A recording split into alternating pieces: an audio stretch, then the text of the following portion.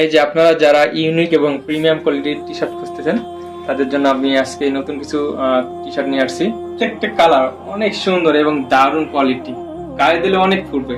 White colour আরো অনেক দারুণ দারুণ কালার আছে আমাদের কাছে। যাদের গায়ের রং উজ্জ্বল তাদের এটা দারুণ মানাবে। আমাদের সুন্দর কালার, নতুন একটা কালার আসছে।